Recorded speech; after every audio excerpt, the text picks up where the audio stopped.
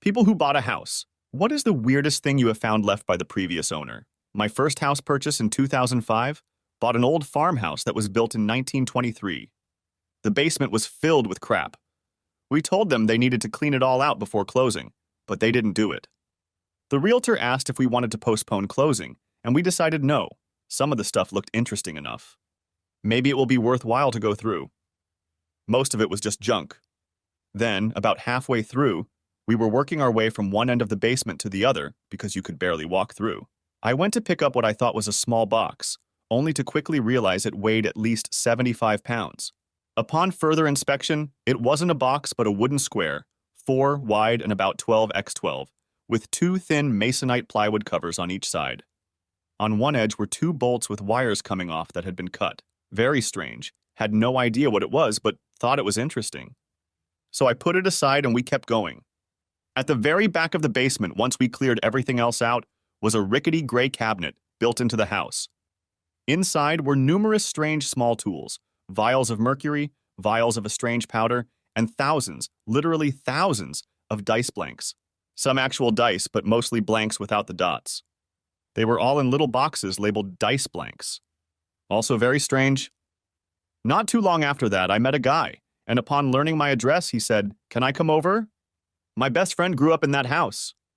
He came by and proceeded to tell me stories for an hour and a half about his childhood best friend's eccentric father, someone who was a part of the Dixieland Mafia in the 60s and 70s, and who made a living traveling around the US as a traveling gambler. The enormously heavy box was an electromagnet, and the dice blanks were for him to make his own loaded dice with a little bit of metal powder under the inlaid dot, so he could set up his own table with the electromagnet underneath and turn it on when he wanted to persuade the dice. He told me many other stories, including that there was no doubt in his mind that he had killed someone. Pretty fascinating. Here are a couple of other highlights from talking to the friend. First, he said the friend, Kevin, came downstairs one night because he heard some noises. The dad and the oldest brother were in the living room, with their sister's boyfriend tied to a chair, and they were beating him up because he had done the sister wrong in some way. The dad just turned to him and said, "Go back to bed, Kevin." Second, there was also a ton of just really crappy toys and games piled up in the basement. Nothing vintage or that cool, literally just dollar store style crap. Sure enough, the friend said that one time a guy owed him a bunch of money and couldn't pay. The guy owned a knockoff dollar store, and so the dad just came to the store and said, "I'm taking all this stuff for my kids." Third, the dad died in the mid-90s, and that's when the adult kids sold the house. But he said that before they did, they took a metal detector to all the walls to make sure there wasn't anything hidden. The dad was known to hide jewelry and valuables in the walls. I was still hopeful that I might come across something as I remodeled parts of it, but never did. Fourth, he also said that the dad never kept money in the bank, and one of Kevin's chores was often burying money jars out in the yard. Never found any of those either. I haven't thought about these stories for a while. It's been fun to remember them. I sold the house in 2019, but I did keep all the dice and the tools. They're all just in a box, but at some point, I think I'll make a nice shadow box to display them. It will be fun as a conversation starter to tell these stories. If I remember some of the other stories, I'll post them. My dad used to do this, but with a pocket of mercury inside the dice, so they would flip when you put a magnet on them. In the Midwestern states of Wyoming, Colorado, Kansas, Dakota, etc., they used to have a game in all the bars called Shaky Days. It was quite legal gambling. The way it worked was you told the bartender you wanted to play Shaky Days, they would bring you a cup with 10 dice in it. It cost $1 a roll, and if you got all 6s on all the dice, you would win the pot that had been building up. Some of those pots would reach $5 or $6 grand. So my dad taught some of the shadier parts of my family how to rig the dice, and they put a crew together. My dad didn't do it. And they went around to every bar in 5 states that had Shaky Days. They did this for years and made tens of thousands of dollars. One guy would come in the morning and play the game and switch the dice, then later another person would come in with a refrigerator magnet strapped to their leg. The fixed dice would already be in the cup. They would ask to play, flip the cup over where the magnet was positioned under the table, and blame. Then the next day, someone else would come in and switch the dice back. Eventually, they all got caught and ratted on each other. One guy was on parole and shot himself instead of going back to prison. It ended poorly, but they had a lot of fun for a while. That's fascinating! I've always kind of had an interest in the Dixie Mafia. I've read a few books on them. They had a large presence in New Orleans, Phoenix City, Alabama, the areas, and up around Corinth, Mississippi, as well as a lot of other areas in the South. So great you met someone who could tell you these stories. It always amazes me when people with talent and energy put all their effort into something bad. The guy should put all their effort into some craft, blacksmith, or anything legal and useful instead of cheating and gambling. Not weird, but sort of touching. The house was about 100 years old. After moving in, I went up to the attic, which was a bit difficult to access. I wasn't sure what I would find. All that was there was a shoebox. An old brand. Does anyone else here remember Red Goose shoes? In it was stuff. A couple of old army patches, a scout knife, some rock and roll buttons, and a couple of letters. From the letter, I got a name and looked him up. He lived a town over. I called him and asked him if he'd like to come and get it. So a 60-ish guy showed up. He was appreciative. The patches and the letter were from his older brother. He said he was about 12 and used to hang out in the attic and hide his stuff. It was nice to reunite the box with its owner. I need to find my person. We moved in here last year. And in the attic, I came upon a giant portfolio-type thing. Big, huge folder, full of paintings, drawings, and architectural designs for buildings. From what I can piece together, it's all the same guy. It's stuff from when he was a kid in school in art class, up to university-level architecture designs for buildings. It seems to me like his mother saved everything he ever did and kept it up in the attic. The house was built in the late 70s. The original owners sold it to some clowns about 11 years ago, who then sold it to us. The clowns are such because they left lots of things in disrepair. And now it's like 20 grand to fix up the extension out the back, and we need new windows and doors all around, so another 20 grand. I'm gonna have to look up the guy who had all the paintings and drawings. I'd like to talk to him. I feel like he is the kid of the original owners. Maybe he knows a thing or two about the house. Your city-county tax records will show that owner's info. Census data will give you all residents' names, including children. Your local librarian is a great resource for finding this info, too. This story made me happy. That's awesome. I really hope that you are okay and will find him. A glass bowl. It was kind of pretty with horizontal blue stripes. We kept fruit in it. We thought about dropping it off at the local charity shop, but never got around to it. Then one day I was at an antique fair and I saw for sale glass bowls that looked almost identical to ours. I went home to get my bowl and brought it to be assessed. Turns out it was a vintage Aurifor's crystal bowl. The assessor valued it at around $800. We no longer keep fruit in it. My mate's dad is like a used furniture/antique/upholsterer kind of jack-of-all-trades type. He was in Turkey, in thrift, and noticed a vase, knew it was worth something, and bought it. He thought it was a few thousand. Got home, got it valued, and it's insured for £1,000,000. Mental. Paid buttons for it. I have a friend who was one of the people who was cleaning out a relative's house after their death and found this set of 3 but ugly, to her, vases, each a different size. They looked to her like a child's grade school art class craft project, but someone there knew their ceramics and looked at the bottom and said they might be valuable. This? Valuable? Are you kidding? She took them to an appraiser, and their faces lit up, and they offered her $400 on the spot, or commission at auction, where they might fetch $2,000 or more. She took the $400 cash and walked away laughing. Similar story. When my grandma died, my dad and his 3 siblings went through the house and divided up the stuff.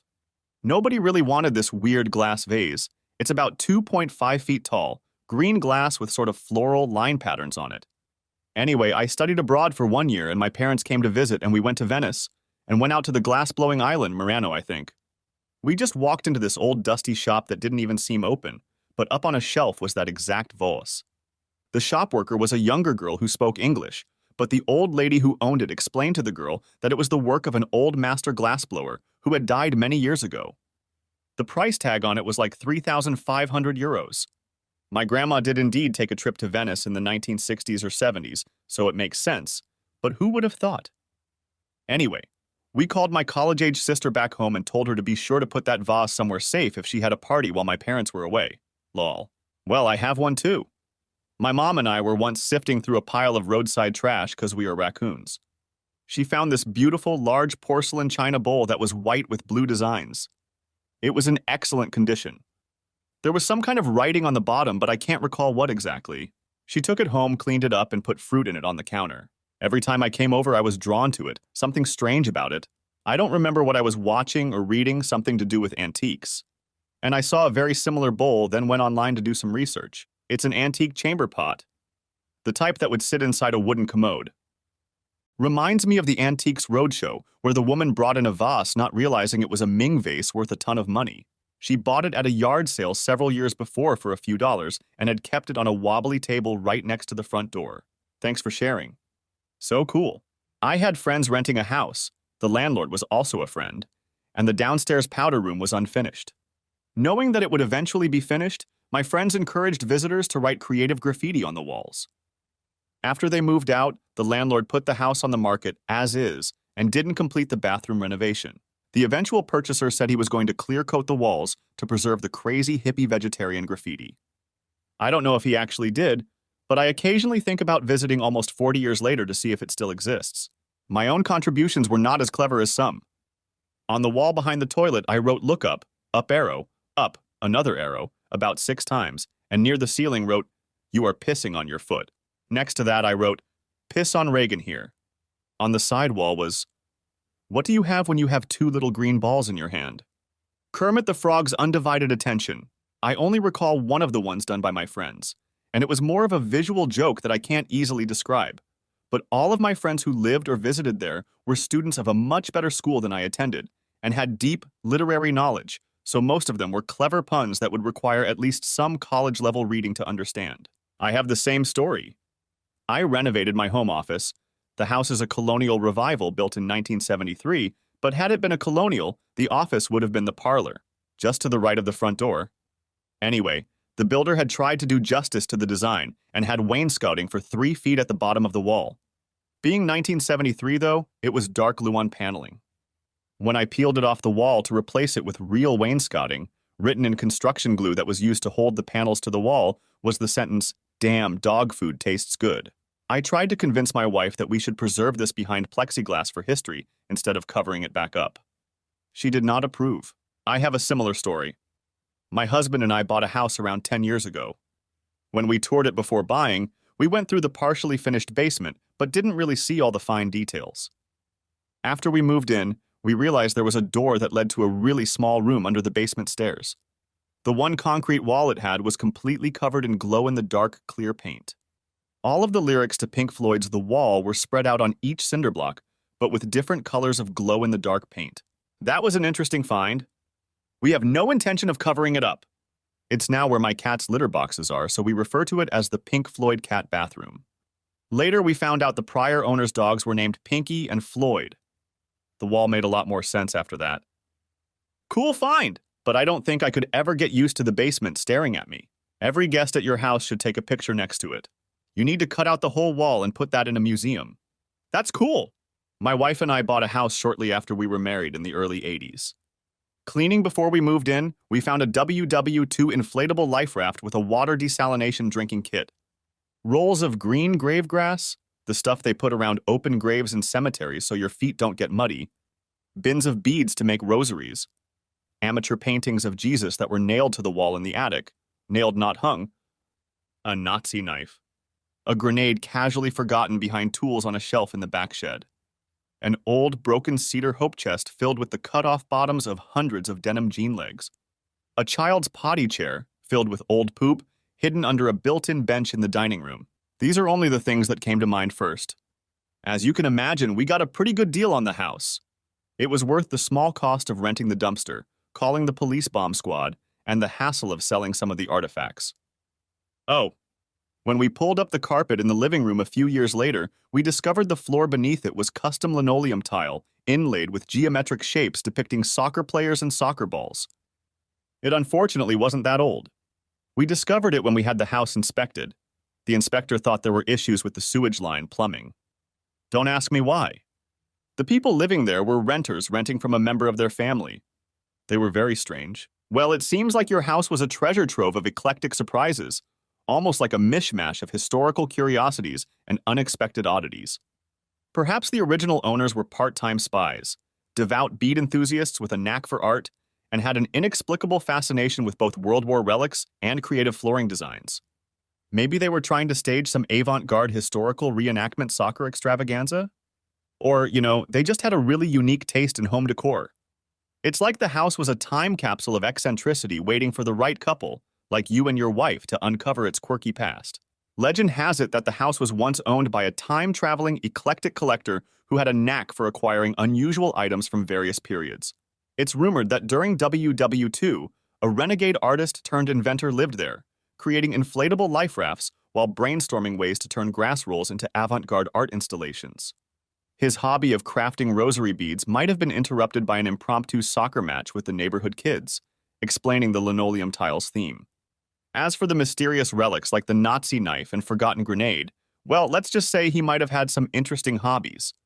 And the less said about the potty chair, the better. Perhaps a time-traveling toddler visited.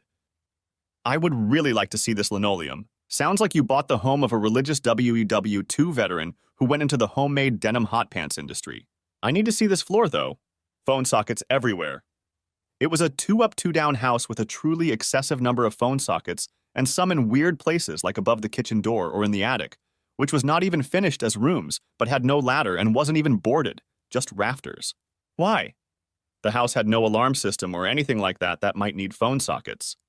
There was absolutely no logical reason we could see for some of those placements. Like the one above the kitchen door wouldn't have made any sense at all to plug into a phone or other device with what was surrounding it. Was someone making secret landline calls perched on a rafter in the attic? I also found multiple packets of corn and bunion treatments behind the kickboards in the kitchen. The house we currently live in has at least 2 phone jacks in every room and several in odd places like you mentioned. In the attic, the phone wiring is this huge bundle of wires, probably about an inch in diameter. All the wires were the standard type of bell wire, but were probably about 60 wires in a multitude of colors and stripes. The contractor is a friend of ours who built the house, probably about 50+ years ago, said the original purchaser worked for the phone company, and he installed all those jacks and wiring when the house was being built. The bad part of all that wiring is it didn't work. You couldn't plug a phone into any of the jacks and be connected to the outside line. When we moved in 14 years ago, we had VoIP phones with a TLO, which had a phone output, and I tried to put phones on various jacks, but they wouldn't work correctly. Ended up just buying a base station phone with remote handsets. My assumption was all the wiring was for some private branch exchange switch that the original owner had, but it was taken out so nothing worked. I did make a few work, but it was a rat nest of wiring, and could have put in new wires but wasn't worth the trouble. We had this same thing in our 1916 house, and the board from a small phone switchboard in the main closet on the first floor. This home had a full-on phone switchboard in it, probably from the 30s. None of the hookups on the board were active anymore, but it sure looks like every room in the house had at least one landline hookup, sometimes up to 3. So what was it all for? I still don't know. The best guess I have is that I know the home was owned in the 20s-30s by a U.S. senator, and we are on a prominent street in a very old city with all hospitals and firehouses very near. Maybe the first phone switchboard in the area was in this home for the entire street. Installed in the senator's home as a home office? It was too large a board for just this house, but too small for the city at large. And always been residential. Just odd. I got the same one. My house was owned by a doctor who presumably ran his family practice from the house off hours. There are at least 10 inbound phone lines and multi-line 20-wire cables out to many rooms. There's a phone line by the pool. In every room and every hallway. Most of the rooms also have old multi-line wall sockets, which allowed old phones to connect to multiple lines. That dude loved his telephones. I suppose he also had fax and telex. My apartment is like that. There's a socket on every wall, but not nearly as many outlets. Just why? Could be someone who worked as a tech for a phone company and was accustomed to their relay system. And they decided to use their specific knowledge to put in crude home automation via phone infrastructure. Wasn't a purchase, but I was showing a house to a couple and we couldn't believe the reported square footage. It looked like a nice 1,700 square feet house in a semi-rural community, but the square footage on the listing said about 4,500. I was sure it was a typo. Turns out most of it was basement. Think Buffalo Bill's basement that just goes on and on with random rooms. The place was vacant, the lighting wasn't great, and we got to a dead-end room down there and turned on the lights, and there was this porcelain doll just chilling in the middle of the room. The only thing left in the house. The husband yells, "Hate this!" and we all run out. We ruled out that whole neighborhood as an option for reasons. Semi-related. Went to look at a house with my agent, This place says it has a nice basement that would make a great man cave. So we go down there to check it out, and it's dark down there. Sure, it's a basement going to be dark, but some overhead lighting would fix that. There's one thing I am in disbelief about, though. I turn to my agent and say, I can't believe they would paint a basement black, though. Like, who goes with black walls in a basement? My agent says, yeah, I was thinking the same thing, super odd. I get close to the wall and check it out, but that's not painted. Holy, that's black mold. Black mold everywhere. So thick and widespread that it covered every inch of the walls. This isn't paint, I say to my agent. Oh my God. We're getting out of here now, she says to me. We ran out of the house. My agent called the listing agent to give them a heads up to provide proof that they would deal with the black mold immediately, like that week, or she would go through whatever procedures to have the house condemned. It was vile. Edit. For clarification, the black mold only covered the basement walls. It wasn't all over the entire house. Still bad, obviously, but felt I should clarify that. My ex-husband and I toured a house like this in my hometown in Nebraska. The house was built around the 1940s or so, normal-looking rancher on the outside, in an ordinary sleepy neighborhood. The inside was fairly torn up. So many studs! But then you start down to the basement. It had a 2-level basement. I had never heard of anyone doing this before. It was totally dry, but 2-story basement? At one point, the 2 floors were open together, and in this huge room, there was a massive fireplace. Had to have been 6 feet wide. We kept referring to it as the house with the witch's basement. Could have ended up as a fairly cool neighborhood tornado hidey hole disco. I had something like that happen when I was house hunting. I have a similar one. It was just a list of red flags. First, we couldn't get into the garage or see into it at all. Then inside it was supposed to be a 3-bedroom, but none of the bedrooms had closets, and one was missing a window. Then we went into the basement. The basement door had 2 locks on the outside. I'm a big guy, but I generally don't have any issues getting around. But the basement stairs were both narrow and shallow. Just stepping on them was difficult. The basement itself was a concrete floor with metal support poles. But the concrete had been gridded. Huge squares had been carved out of it with inch-thick groves between them. Weird. I start to look around and see a door into another room. I open it up and there's a foot drop onto a gravel floor. There's a bare bulb hanging from the ceiling. There's no pull cord or light switch. Wanting to get some light in this creepy-ass basement, I start to follow the power line to the bulb. It goes along the ceiling, back into the larger room with the odd floor, and as I climb out, I see it. There's a book on a little platform on one of the support poles. I swear to God, I say out loud, "Is that a Bible?" And it is. I step up, look down, and the first thing I see in it is, Jesus predicts his betrayal. Nope. I am done with this creepy no-closet house. I am out. What's crazy is I did end up buying a house about a block up the street. Thankfully, whoever got that place has been quiet. So far. All right, this one got me good stuff that was probably just a joke but can be creepy. This sounds like one of those bad dreams you have where you live in a nice, tidy, familiar, normal house, but it actually isn't normal. And a big chunk of the house is a huge, dilapidated, hidden away section that makes your skin crawl. This was years ago, but my family bought a house that had originally been the caretaker's cottage for a big estate back around 1900, down in the original part of the basement. Lots of additions since then. We found this weird, liquid-filled blown glass globe in a metal holder fixed to the wall. It had a dirty, nearly illegible label. My grandfather was into collecting all sorts of glass, and he identified it as a very rare sort of early fire extinguisher. You threw the globe onto a fire and it broke, releasing the liquid. Apparently, it was one of the only ones of this particular type known that still had the liquid, label, and wall holder. We ended up donating it to a museum. Good call. Those things were filled with a nasty chemical that was great at putting out fires and even better at causing cancer. My grandmother's house had those too. Very toxic. A walk-in safe in a huge old carriage house in NYC. The previous owner died suddenly, the safe was locked, and the brother settling the estate never found the combination. He was going to have it drilled but failed to do so before the closing. Given the circumstances, there was every chance that there would be interesting, valuable stuff in the safe, which turned out to be 6 FT by 4 FT with a 10-feet ceiling, so pretty big. We hired a safecracker, a high-strung guy who seemed on the verge of a nervous breakdown. He tried for several hours with a stethoscope, muttering and cursing and pacing before giving up. So we had the lock drilled and opened the vault door. Completely empty. Well, not completely. There was a wall of floor-to-ceiling cedar shelves that smelled amazing for storing furs, we were told. And another safe. There was a small safe inside the large vault. For a moment, we pictured bundles of cash, gold, and jewelry, until we saw that it was not even locked and was also empty. The door of the vault was beautiful, and it made an interesting little room. What a fascinating turn of events. It's a reminder that sometimes the journey and the unexpected twists are just as, if not more, interesting than the destination. The first home we purchased was a tiny 1950s cottage. The attic crawl space gave my husband the heebie-jeebies like nobody's business, which I found mildly disturbing given that I'd intermittently have nightmares featuring the latch door in the ceiling leading up there.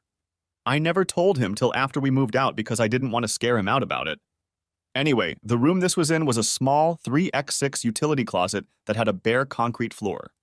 On it were a soiled baby mattress, filthy baby blankets, bedraggled stuffed animals, and a small clown lamp with an extension cord that snaked under the door and into an outlet next to the washer and dryer. Not only was it weird, it was sad.